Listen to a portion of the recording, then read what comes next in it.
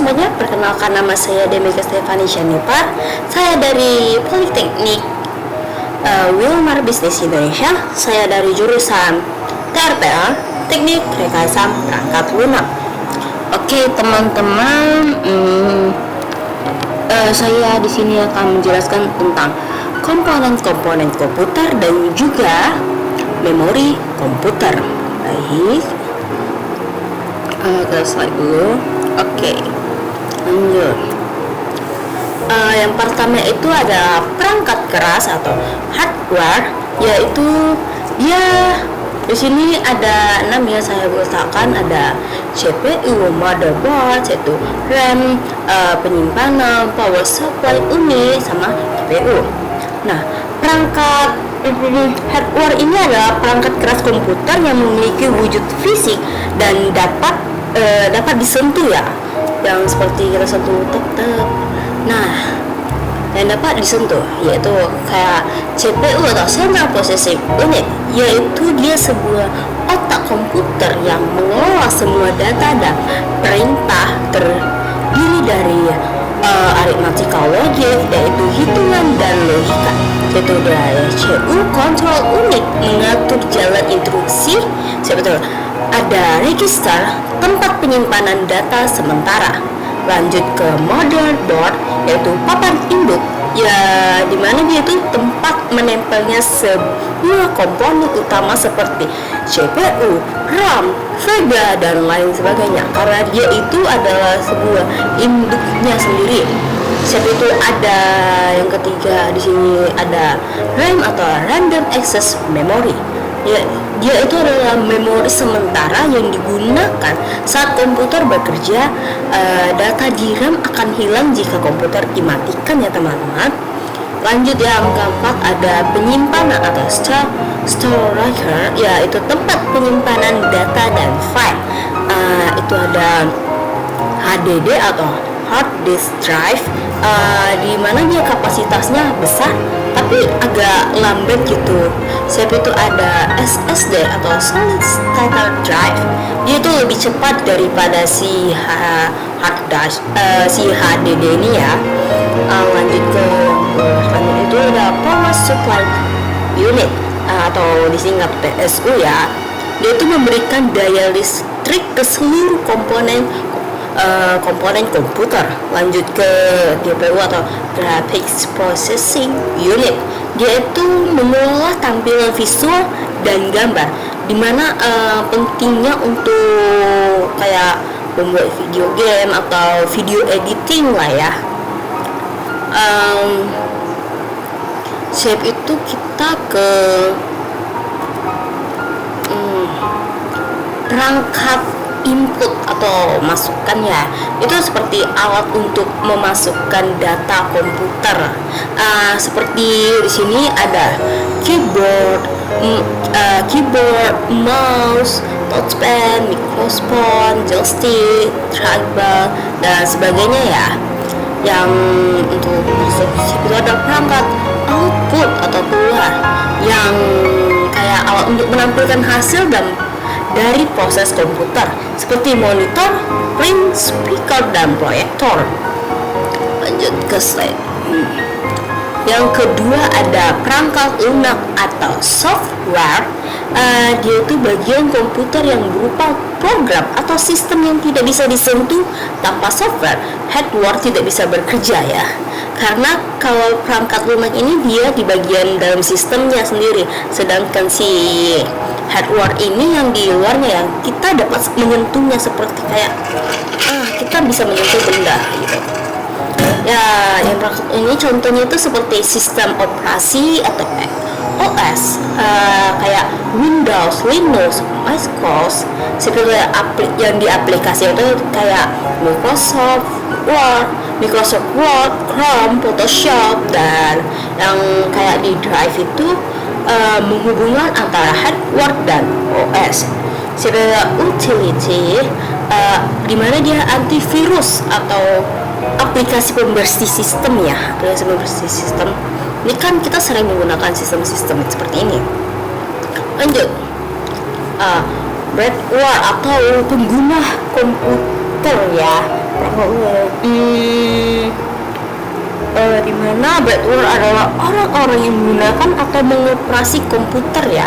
Orang menggunakan untuk mengoperasi komputer ini. Kalau tanpa si backward ini, komputer tidak bisa digunakan, tidak mungkin bisa digunakan. Seperti contohnya itu kayak operator komputer, programmer, administrator, dan pengguna umumnya seperti kita ini yang pengguna komputer ya. Sip itu, kita lanjut ke kita lanjut ke memori komputer. Apa sih itu memori komputer? Nah, ini terlihat jelas ya. Memori komputer adalah komponen penting yang berfungsi untuk menyimpan data, instruksi, dan informasi yang dibutuhkan oleh komputer saat bekerja. Dengan kata lain, memori adalah tempat penyimpanan sementara atau permanen yang digunakan agar komputer dapat memproses data lebih cepat. Lanjut, apa sih manfaat memori komputer? Dia itu kayak dia menyimpan data, jadi tempat penyimpan data sementara saat program dijalankan. Itu ada menyimpan instruksi program agar CPU bisa mengaksesnya dengan cepat. Itu ada membantu mempercepat kinerja komputer. Lalu dia juga menyediakan ruang cadangan untuk operasi multitasking untuk banyak aplikasi ya.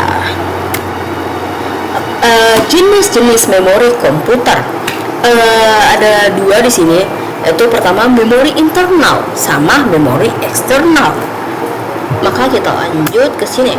Memori internal atau yang utama merupakan memori yang langsung terhubung dengan si CPU ya, digunakan selama komputer aktif.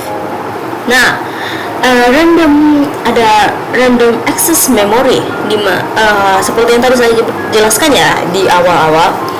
Dia itu tempat penyimpanan sementara data dan instruksi yang sedang digunakan. Data akan hilang saat komputer dimatikan. Semakin besar kapasitas RAM-nya, semakin cepat ya komputer bekerja.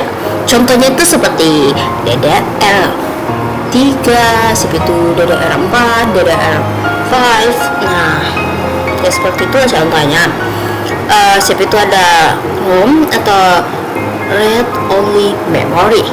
Dia itu memorinya itu permanen, tidak seperti si RAM yang langsung menghilang gitu. Dia juga berisi instruksi dasar untuk menyalakan komputer atau booting. Itu data di dalam ROM tidak bisa dihapus atau diubah oleh pengguna ya. Seperti contohnya itu BIOS. Lanjut ke transfer memory. Memori sangat cepat yang berada di antara CPU dan RAM. Dia berfungsi menyimpan data sementara agar CPU tidak perlu menunggu lama saat memproses. Contohnya itu seperti L1, L2, dan LT transfer. Itu ada memori eksternal atau sekunder ya. Dia itu seperti memori tambahan untuk menyimpan data dalam jangka panjang. Data di memori ini tidak hilang meskipun komputer dimatikan. Ya, tidak seperti si RAM itu yang kalau kita matikan dia langsung hilang data-datanya.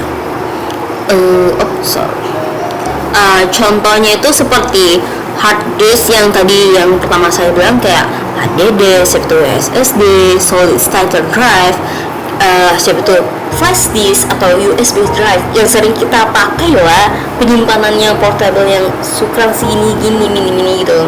Ada CD, DVD, Blu-ray yang dia tuh media optik. Ada memory card yang digunakan di kamera atau smartphone yang kita gunakan ya. Kesimpulan dari memori komputer adalah dia itu ya tentu saja kan memori ya, dia itu sebuah penyimpanan data instruksi yang terbagi menjadi memori internal dan juga memori eksternal. Seperti internal itu RAM, random changer yang bisa hilang kayak seperti si RAM ini yang bisa menghilang kalau kita matikan. Sedangkan si memori eksternal si HDD, SD, flash disk dia bisa disimpan gitu. Tak walaupun dimatikan bisa disimpan. Nah, fungsi utama adalah mempercepat kinerja komputer dan menyimpan informasi agar bisa diakses kembali. Oke, baik, ternyata sudah habis ya teman-teman. Baik, kalau gitu terima kasih sudah mendengarkan penjelasan saya. Mohon maaf apabila ada yang kurang, dan sekian dari saya. Terima kasih. Wassalamualaikum warahmatullahi wabarakatuh.